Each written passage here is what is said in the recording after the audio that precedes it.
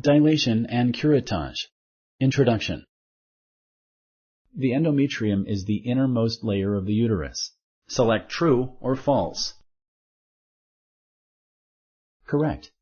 Once a month, if the woman does not get pregnant, the endometrium is shed to the outside of the body.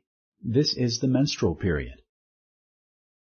A pap smear test uses a tissue sample from the cervix to look for problems.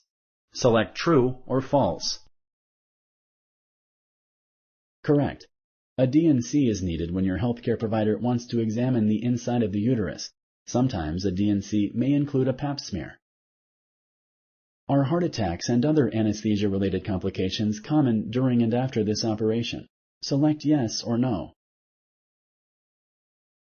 Correct.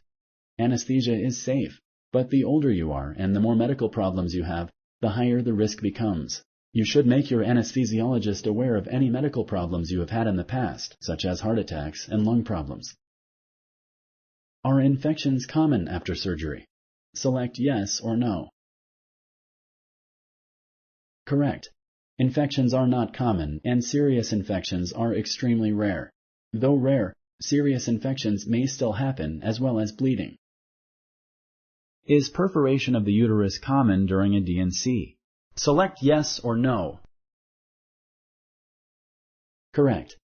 Perforation of the uterus is extremely rare, but not impossible.